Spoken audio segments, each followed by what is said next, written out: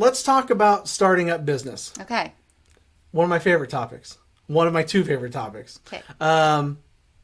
But when you're starting up a business and figuring out what you need to do, let's talk about who you're looking for. What's the avatar of a client for your office?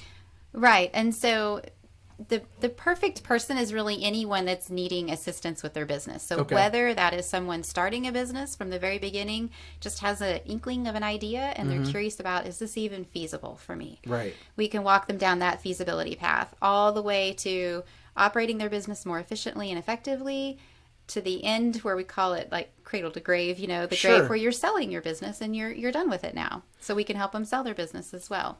Is some of that end planning happening at the beginning?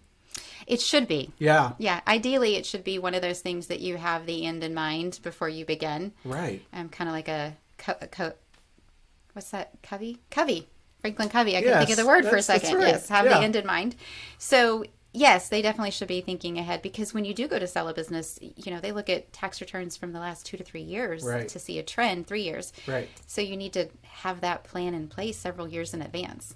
Well, and it's helpful because a lot of times when folks are contacting me about selling their business, it's already on the decline. It's doing this for the last 3 years. And I appreciate it. And sometimes we can find somebody to take it over and kind of put those two together. But the reality is, how much is it going to be worth? And is that transaction even worth your time? Right.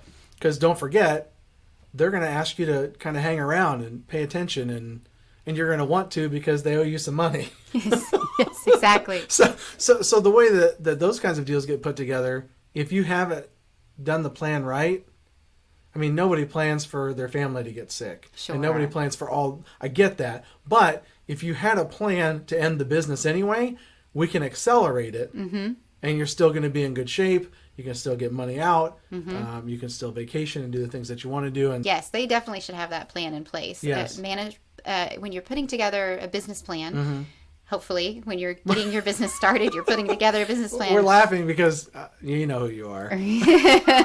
Many people do not have an official business plan in Right. place.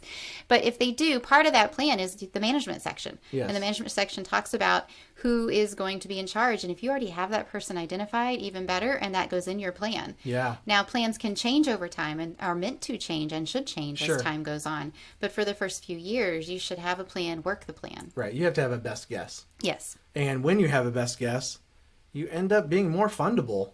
That's You do. That's really weird. You do. Even if you don't have that actual person, like you don't have their name, Right. but you know that I need the CFO person. Right. I know that they need to have these qualities, Sure. these characteristics. So put that in your plan. This Yep. is the person I'm going to hire. They need to have this, and this. Absolutely. Have industry experience, things like that. Yep.